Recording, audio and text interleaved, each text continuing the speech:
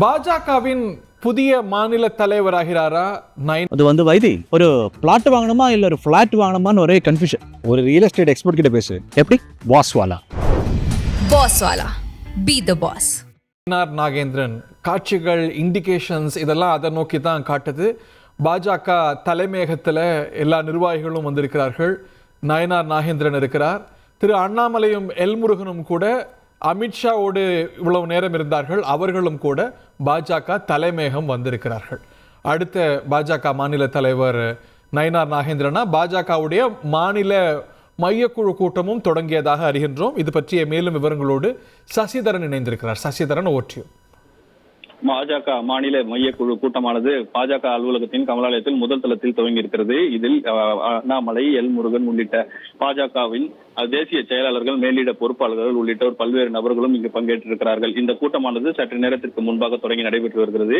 ஏற்கனவே முன்பாக பாஜகவின் எம்எல்ஏவாக இருக்கக்கூடிய நயினார் நாகேந்திரன் விருப்ப மனு வாங்குவதற்காக வருகை தந்தார். அப்போது அவர்களுக்கு கீழே இருக்கக்கூடிய நபர்கள், அதாவது வாசலில் உற்சாக வரவேற்பு அளிக்கப்பட்டது. அவர் உள்ளே தொட்டுக்கொண்டு உள்ளே செல்லக்கூடிய காட்சிகள் எல்லாம் பார்க்கும்போது அவருக்கு உற்சாக வரவேற்பு அளிக்கப்பட்டது.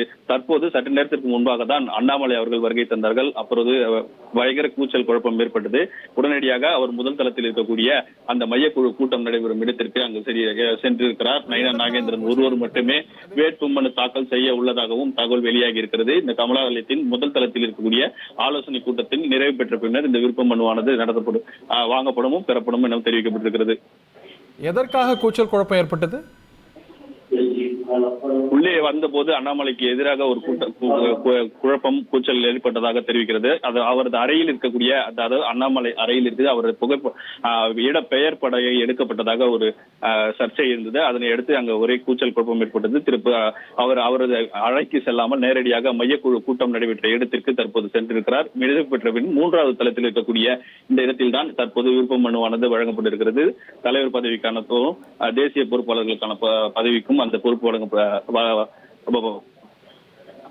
மனுவானது வழங்கப்பட இருக்கிறது. அந்த மனுவை பெறுவதற்கு 3 மணி அளவில் அனைவரும் மேலே வருவார்கள் என தகவல் தெரிவிக்கப்பட்டிருக்கிறது.